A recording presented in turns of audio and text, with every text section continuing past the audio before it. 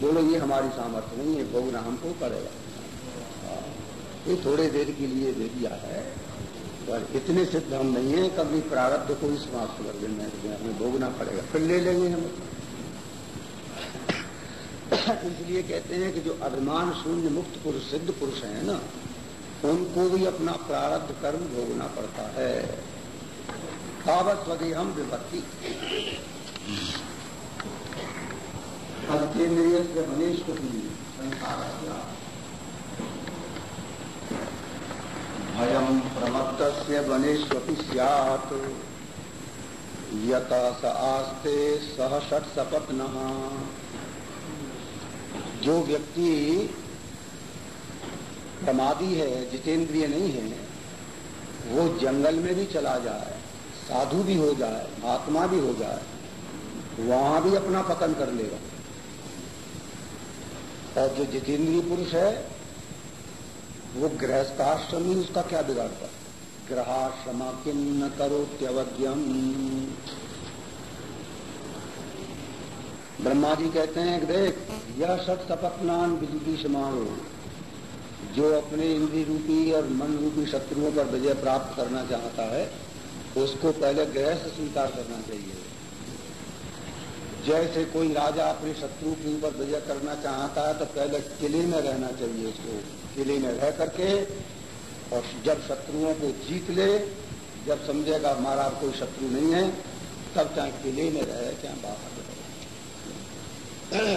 तो ये गृहस्थ आश्रम क्या है? ये काम क्रोधादिक शत्रुओं को जीतने के लिए किला है।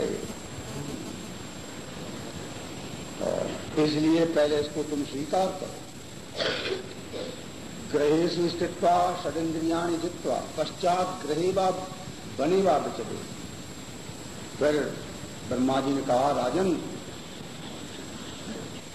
फिर तुम चाहे वन में रहना चाहे घर में रहना, हे प्रियव्रत, तुम भगवान के चरणों का आश्रय लेकर के मन आदि शत्रुओं को जीतो और संसार के भोगों को भोगो, फिर मुक्त संग होकर के अपने स्वरूप का चिंतन करो। सुखदेव जी कहते हैं, इस प्रकार जब ब्रह्मा जी ने उनको आदेश दिया तो ब्रह्मा जी के वचनों को प्रियव्रत ने स्वीकार कर।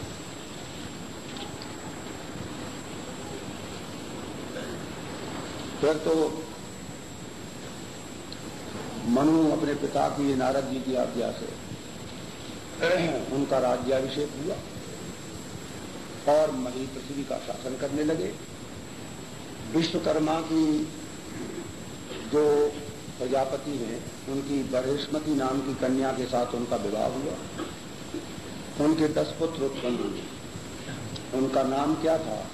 आग्नीन, एदमजिह्व, यज्ञबाहु, महावीर, हिरण्यरेता, जतपृष्ठ, स्तवन, मेधातिथि, गीतहोत्र, कवि, ऐसे नाम थे। ये टिल्लू पिल्लू ऐसे ही रख लेते हैं, ये नाम नहीं थे। एते सर्वे अवदिनामाना। इनके बीच में कवि, महावीर और सवन, ये तीनों ब्रह्मचारी थे बचपन से। और फिर पहले ब्रह्मचर्य का पालन किया, फिर सन्यासी हो गए, एक गृहस्थ में नहीं गए। और इतने दिन तक राज्य किया। वो कहते हैं, देखो इतने दिन तक राज्य किया, 1 अरब और 10 करोड़ वर्ष तक उन्होंने राज्य किया।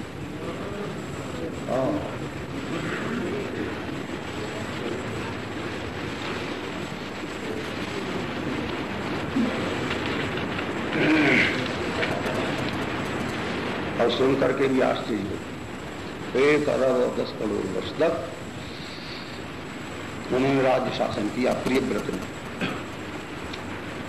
उस समय की बात, सृष्टि के आरंभ की बात, उस समय आयु का क्या,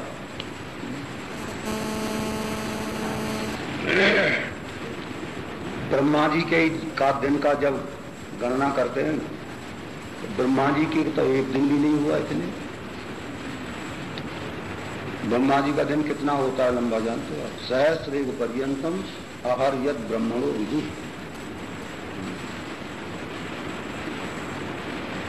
4 अरब 32 करोड़ वर्ष का ब्रह्मा जी का एक दिन होता। और फिर ऐसी इतनी बड़ी रात्रि और फिर एक पक्ष एक वर्ष, और ऐसे ब्रह्मा जी की 100 वर्ष की आयु है।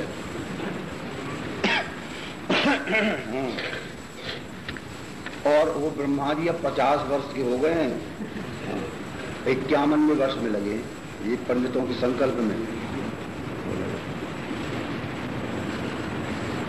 ये संकल्प के साथ में ये बात रख दी है कि ये सृष्टि को भूल न जाए कितने वर्ष से है।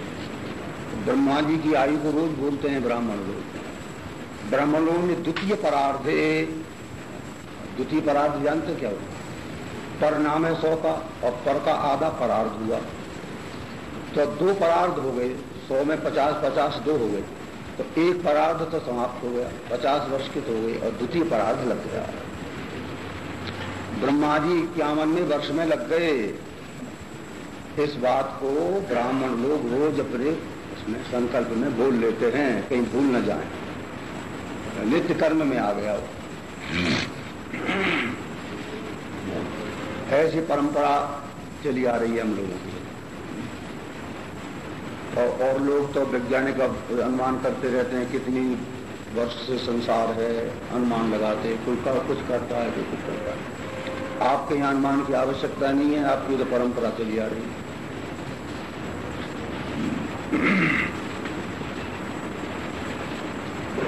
अब भगवान सूर्य जो हैं जब मेरु की प्रदक्षिणा करते हैं तो लोकालोक पर्यंत जो है आधे उसको प्रकाशित करते हैं। मेरु पर्वत और लोकालोक के आधे भाग को केवल प्रकाशित करते हैं, इसलिए रात्रि और दिन का विभाग होता रहता है। इस राजा ने महाराज ने सोचा, अरे जहां रात्रि होती है उसको भी हम दिन बना दें। तो सूर्य भगवान जब चले जाते थे आगे को, रात्रि जब होती थी तो वो अपना रथ में बैठ के निकलते थे, तो वो फिर दिन हो जाता था, प्रकाश हो जाता। सप्तबारम सूर्यम अन्न धावत, 7 बार ये सूर्य के पीछे ऐसे उन्होंने अपना रथ चलाया। तो अब रथ का एक पहिए का रथ था वो, तो 7 गर्त हो गए, गड्ढे, वही 7 समुद्र माने जाते हैं। जम्बू उपलब्ध और उनके बीच का जो भाग है उसको द्वीप कहते हैं। इधर समुद्र इधर समुद्र, बीच का जो भाग वो द्वीप हो गया। जम्बू द्वीप, प्लक्ष, सालमली, कुश, क्रौंच, शाक, पुष्कराख्या, ये 7 द्वीप हो गए।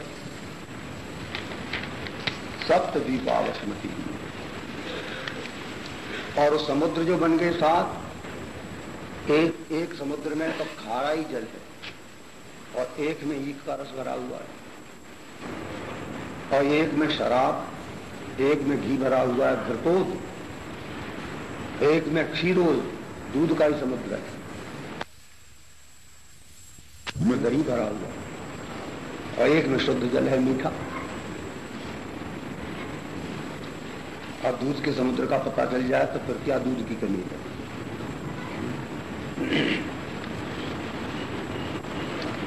पर इनका पता नहीं है, इनका पता नहीं चलता। एक महात्मा कहते हैं, अगर भगवान के पास दूध का समुद्र न हो, क्षीर सागर न हो, तो इतने दूध की सप्लाई कैसे करें?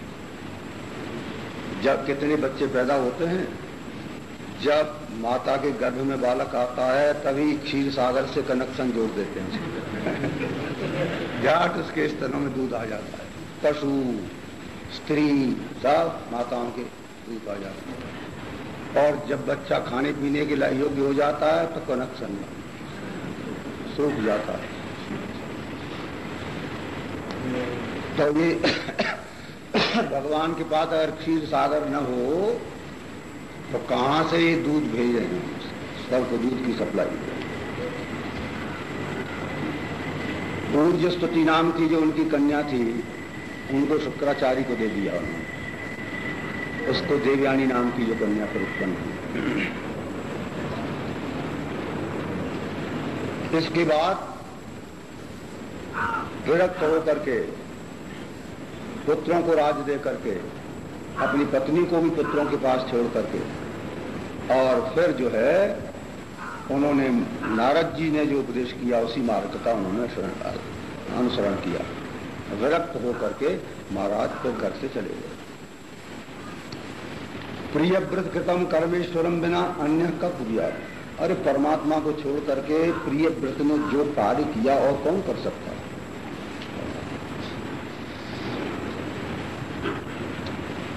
अब इसके अनंतर जब पिताजी वन में चले गए तो उनके बड़े पुत्र थे, उनका नाम था आग्नेन्द्र। वो प्रजा का पालन करने लगे। उनके भी कोई पुत्र नहीं था।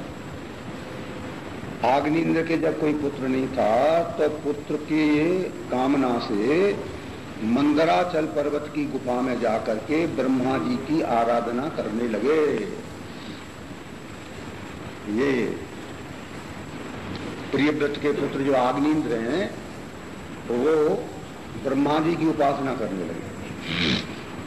ब्रह्मा जी ने जाना कि मेरी उपासना कर रहे हैं, मेरी आराधना कर रहा है पुत्र के लिए। तो ब्रह्मा जी ने जो अपनी सभा में नृत्य करती थी पूर्वचित्ती नाम की अप्सरा, तो अप्सरा को उसके पास भेज दिया कि जाओ तुम उस राजा के पास चली जाओ। अप्सरा जब आई तो आकर के उस वन में उस आश्रम में इधर उधर घूमने लगी जहां राजा तपस्या कर रहा था। उसके उन नूपुरों के ध्वनि को सुन करके राजा ने नेत्र खोले और देखा कि एक सुंदर अप्सरा अद्भुत जिसका सौंदर्य है, उसे देख करके कहने लगा, ओ देवी तुम कौन हो? हे सखे तुम काशी यहां किस लिए घूम रहे हो?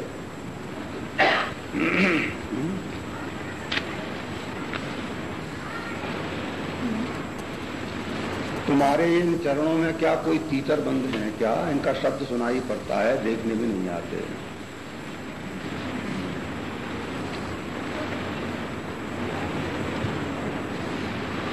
राजा कहता है कि देवी तुम ये बताओ तुम खाती क्या हो?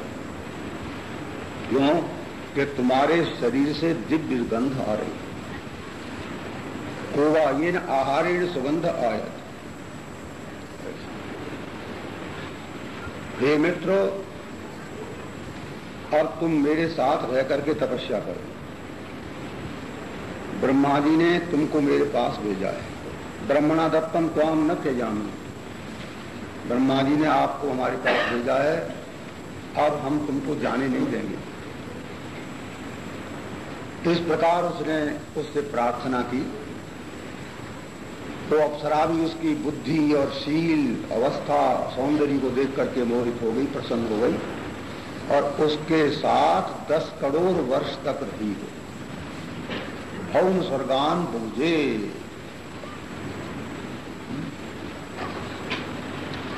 उस आग्नेन्द्र के और फिर नाभि किमपुरुष हरिवर्ष इलावर्त रम्यक हिरणमय कुरु भद्राश केतुमाल 9 पुत्र उत्पन्न किए। 9 पुत्रों को उत्पन्न करके और वो अप्सरा फिर ब्रह्मलोक को चली गई।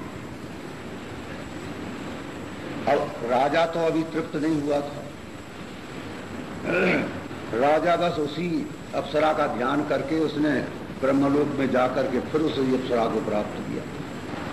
तल्लोकमृत प्राप्त।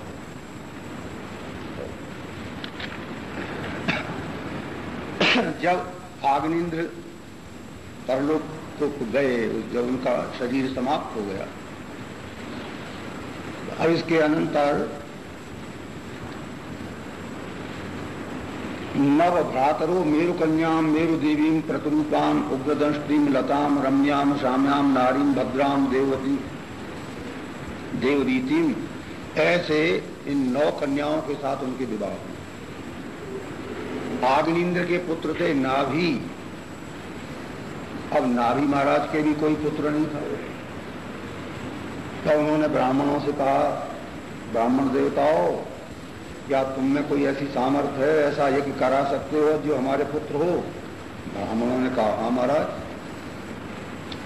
तो उत्कृष्ट यज्ञ कराया नाभि महाराज के लिए, और फिर वहां यज्ञ पुरुषम यज्ञ न अयजत, यज्ञ के द्वारा यज्ञ पुरुष भगवान विष्णु की आराधना की। और फिर और जब भगवान का ध्यान किया गया ब्राह्मणों के द्वारा, सो सर्वालंकार युक्त तो भगवान प्रादुर्भव, यज्ञ में ब्राह्मणों की आराधना करने पर भगवान प्रकट हुए और तेजोमय उनका शरीर था। शंख चक्रादि ये जो उनके चिन्ह हैं उनको धारण किए हुए, सिर पर मुकुट, कानों में कुंडल, ये हरिम दृष्टा सर्वे ऋतुगादयो नम्रा संता, सब ने भगवान का स्तुति की, पूजन किया। और ऋषि लोग बोले, हे पूर्ण त्वत्सेवकानाम अस्माकं वारणम नमो नमः इत्येव सद्य शिक्षित। ब्राह्मण लोग बोले कि महाराज हम आपका पूजन क्या करें, क्या पूजन कर सकते हैं? बोलो, महापुरुषों ने, हमारे गुरु लोगों ने यही बताया है आपका पूजन कि नमो नमः, आपको बारंबार प्रणाम करते रहना, बस यही आपका पूजन है, और हम आपका क्या पूजन कर सकते हैं?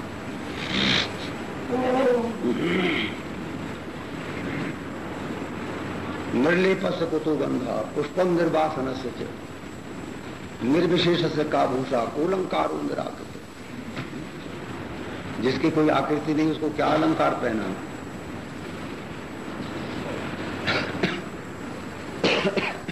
हे भगवान, भक्त लोग जब आपको तुलसी, जल, पल्लव ये अर्पण करते हैं, इसी से आप संतुष्ट हो जाते हैं। अन्यथा अनेक बिना भक्ति के तो आपको कुछ भी अर्पण कर ले, आप उससे प्रसन्न नहीं होते। हे अर्रत्तम यद्यपि तुम वरान दातुम आविर्भूषे, आप यद्यपि वर देने के लिए प्रकट हुए हैं, पर सबसे पहले तो वर हमको यही मिल गया कि आपके दर्शन हो गए। ये राजर्षि, ये आपके समान ही पुत्र चाहता है। ये ब्राह्मणों ने भगवान से मांगा। तुम्हारा ये नाभि जो राजा हैं, इन्होंने यज्ञ कराया है और आपके समान ये पुत्र चाहते हैं। भगवान बोले, रे ऋषियों, भवद भी असुलभम वरम याचको, ये तो तुमने एक बड़ी बात मांगी, हमारे समान और कौन है? न तो हमारी बराबर का कोई है, न कोई हमारा हमसे अधिक है। तुमने तो ये विलक्षण वर मांगा। पर चलो, ब्राह्मण की बात मिथ्या, वाक्य मिथ्या नहीं होते, चलो हम स्वयं ही इनके यहाँ अंशावतार से प्रकट हैं। ऐसा कहकर के भगवान अंतर्धान हो गए। और भगवान फिर नाभि महाराज का प्रिय करने के लिए और दिगंबरों का, दिगंबर तथा सन्यासी और नैष्ठिक ब्रह्मचारियों का के धर्म प्रकट करने के लिए स्वयं मेरु देवी जो हैं, तो सत्यमयी सत्यमूर्ति जो हैं, भगवान ने उनके यहाँ अवतार ग्रहण किए। बोलिए श्री कृष्ण भगवान। ऋषभ देव के रूप में भगवान प्रकट। और जो है उनको जब उनको देखा, उनके चिन्ह देखे, ब्राह्मण लोग कहने लगे कि ये ही हमारे राजा बने। एक बार इंद्र ने वहां वर्षा नहीं की तो ऋषभ देव ने अपने तप के प्रभाव से वो अपने आप वर्षा कराई। नाभि ने जब देखा, जब अपने पुत्र को बड़ा देखा कि अवस्था में ये अब युवावस्था में आ गए, तब ब्राह्मणों की गोद में उनको रख करके और स्वयं वन में चले गए। बद्रिकाश्रमम गत्वा नर नारायण नम सेवमाना काले न मुक्ति। बद्रिकाश्रम जाकर के भगवान का ध्यान भजन करके मुक्ति को प्राप्त किया उन्होंने। अब इसके अनंतर ऋषभ देव जो है लोक शिक्षा के लिए गुरु के घर में गए पढ़ने लिखने के लिए, क्योंकि उनकी पढ़ने की क्या आवश्यकता थी, पढ़ने की क्या आवश्यकता थी, और तो भी लोगों को शिक्षा देने के लिए। और उन्होंने गृहस्थ धर्म को स्वीकार किया। उनके 100 पुत्र उत्पन्न हुए ऋषभ देव के। सबसे बड़े जो थे उनका नाम था भरत, जिनके नाम से ये भारतवर्ष अभी कहा जा रहा है। पहले इस देश का नाम क्या था? पहले इस देश का नाम था अजनाभ वर्ष, और भरत ऐसे प्रतापी हुए कि फिर जो है लोग अजनाभ वर्ष को हटा करके फिर भरत के नाम से भारत भारत कहते हैं।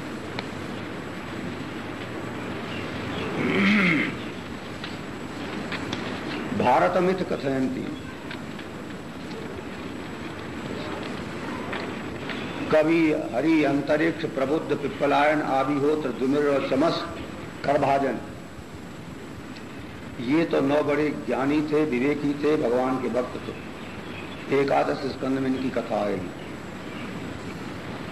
और ये 81 ये पिता के आज्ञा करने वाले कनिष्ठा कर्म शुद्धा ब्राह्मणा बधू, कर्म से शुद्ध ब्राह्मणों के सदृश हुए। ये ऋषभ देव जो हैं गृहस्थ धर्म की शिक्षा देने के लिए उन्होंने गृहस्थ आश्रम स्वीकार किया, और वो ऋषभ देव जी जो हैं ब्राह्मणों के आदेशानुसार पृथ्वी का शासन करने लगे। उनके राज्य में कोई कुछ चाहता नहीं था, क्या सब भगवान का से का प्रेम भक्ति ही सब चाहते थे, प्रभु के प्रति प्रेम चाहते थे। अन्य आत्मनो अन्यस्मात् किमपि न वांछति अन्यदीयम नेक्षति, दूसरे की वस्तु को कोई देखता भी नहीं था, उधर स्पर्श भी नहीं करता। ऋषभ देव जी एक दिन भ्रमण करते हुए ब्रह्मावर्त में आए, ऋषियों की सभा में उठ करके खड़े हुए और अपने पुत्रों के लिए ऐसा उपदेश करने लगे। ऋषभ देव बोले सभा के बीच में, जैसे महाराजा पृथु ने जैसे उपदेश किया था, पहले ऐसे ऋषभ देव एक सभा में उठ के खड़े हुए और उपदेश कर रहे हैं। क्या कहते हैं? नायम देवो देह भाजाम नृलोके कष्टान कामान अर्हते विभुजाम ये तपो दिव्यम पुत्र कायेन सत्वम शुद्धेति यस्मात् ब्रह्म सौख्यम त्वनंतम। अरे वो बेटाओ, ये मनुष्य का शरीर ये संसार के विषय भोगों के लिए नहीं मिला है। ये तो शुकर कुकरों को भी संसार के विषय सुख मिल जाते हैं। ये शरीर तो दिव्य तप करने के लिए मिला है। इसलिए इससे तप करो, भगवान का ध्यान भजन करो, जिससे अंतःकरण की शुद्धि हो और उससे फिर ब्रह्म सुख की प्राप्ति हो। मात सेवाम द्वारमाहुर विमुक्ते है। वो कहते हैं देखो महापुरुषों की जो सेवा है मुक्ति का दरवाजा है वो, और विषयी पुरुषों का संग है वो नरक का दरवाजा है। महापुरुष कौन होते हैं?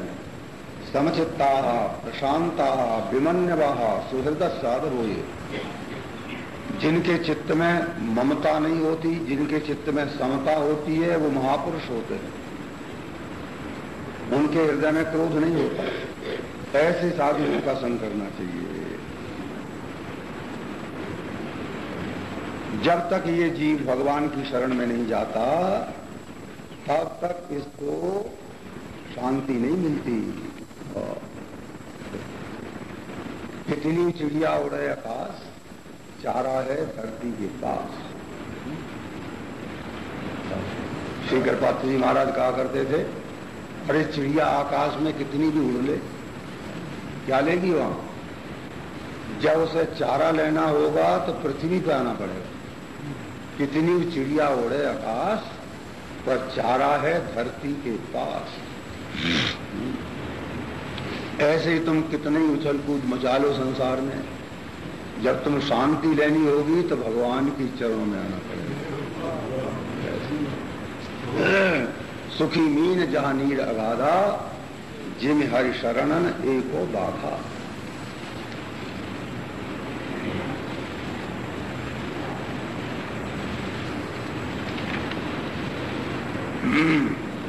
इस तरह से अपने पुत्रों को उपदेश किया और अंत में कहते, गुरु न सस्यात् स्वजनो न सस्यात्, पिता न सस्यात् जननी न सास्यात्।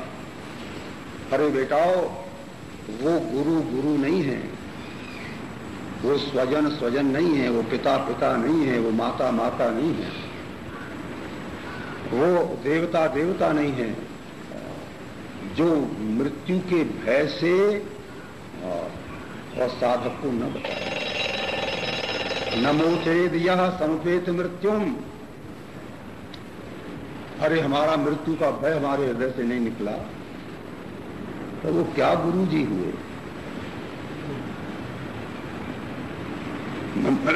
नमोचेत सा गुरु स्वजना पिता माता प्रतिष्ठ नस्या। ये मनुष्य का शरीर पा करके और जो भगवान की शरण में नहीं जाता उसको लिखता है, बेटाओ यूयम सर्वे ईर्षाम हित्वा। तुम्हारा सबसे बड़ा भाई जो भरत है, अरे उसकी आज्ञा का पालन करो, उससे ईर्षा मत करना, उसकी आज्ञा का पालन करो।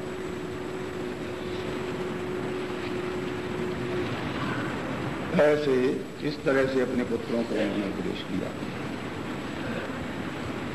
पुत्रों को उपदेश करके और वो अपने में ही अग्नियों को लीन करके देह मात्रावशेषता, वो केवल विरक्त हो करके और ब्रह्मावर्त में घूमने लगे अवधूत वेश, मौन होकर। कोई कितना ही प्रयत्न करता पर बोलते नहीं थे। तूषणीम बबूव, गांवों में चले जाते थे, जंगलों में घूमते थे, दुष्ट लोग उनको दुख देते थे, कोई कोई तो उनके ऊपर थूक देता था, कोई पत्थर मारता, कोई मिट्टी का डेला फेंकता, कोई अधोवायु उनके ऊपर छोड़ता, पर वो बिल्कुल मौन धारण करके सबको सहन करते थे। पृथ्वीम बभ्रामो,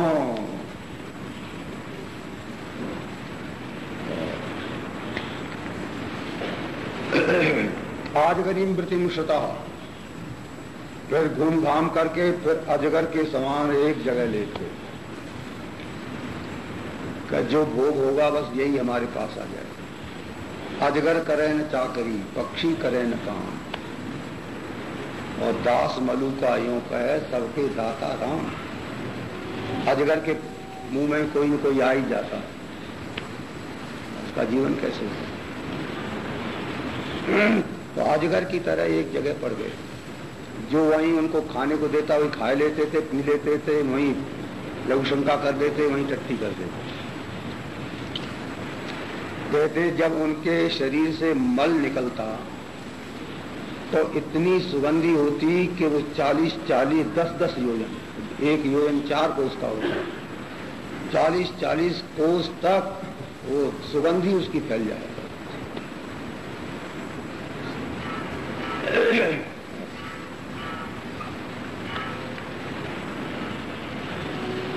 यदृच्छा प्राप्त उनको अनेक सिद्धियां उनके सामने आई अणमादिक, उन सिद्धियों का उन्होंने बहिष्कार किया, स्वीकार नहीं किया उन्होंने। परीक्षित ने कहा महाराज वो उन सिद्धियों को स्वीकार कर लेते तो उनका क्या बिगड़ जाता, उनको क्या बहता? नहीं नहीं, नित्यम ददाति कामस्य छिद्रम तमनु ये रया। योगिना कृतमैत्रस्य